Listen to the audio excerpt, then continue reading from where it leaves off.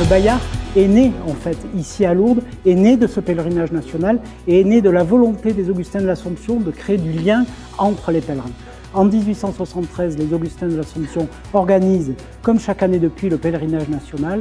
Et au lendemain de ce pèlerinage national, de cet événement finalement formidable, un événement spirituel, un événement international, un événement de rencontre aussi avec le Christ, les Augustins de l'Assomption décident de créer un journal pour faire le lien entre les pèlerins. Et ce journal, il appelle Le Pèlerin. C'est le plus ancien des hebdomadaires français. Et aujourd'hui, Bayard, principalement avec ses titres de presse, La Croix, le quotidien, Le Pèlerin, dont je parlais à l'instant, Panorama et Prions en Église, est là pour accompagner finalement dans leur démarche spirituelle les pèlerins.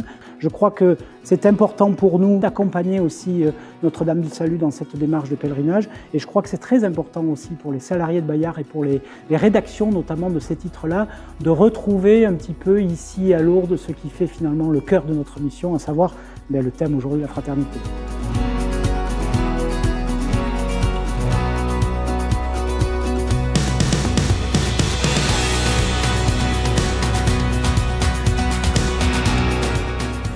Alors, la pastorale des familles rassemble en fait tous les pèlerinages d'enfants et se charge de les coordonner et de préparer des temps transversaux. Les pèlerinages d'enfants en fait accueillent les enfants des familles des hospitaliers en commençant à 6 mois jusqu'à 13 ans. Et puis après, il y a d'autres propositions qui sortent du périmètre de la pastorale des familles.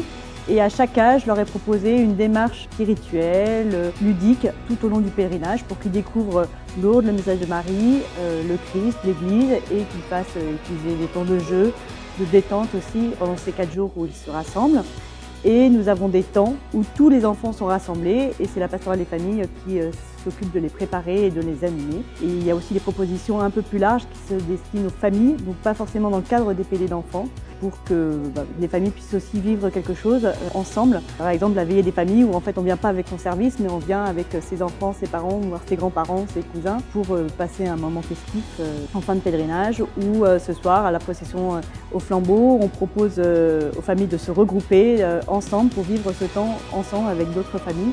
Mais pareil, on sort du cadre des services, en fait, on vient en famille avec la pastorale des familles. Jésus vient guérir en particulier les personnes malades. On l'a vécu intensément avec la célébration de l'onction des malades. Cette huile qui brille sur le front imprègne et a imprégné le cœur et l'âme de nos frères malades. À côté d'eux, il y avait aussi une autre lumière, celle de ces hospitaliers qui se sont engagés.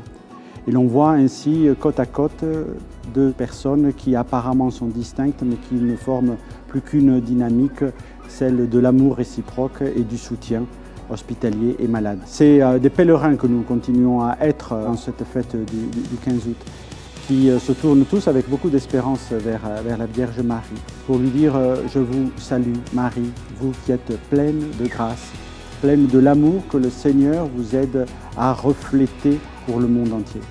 En son Assomption, au terme de son existence, elle devient elle aussi l'éclat de l'amour du Seigneur pour nous.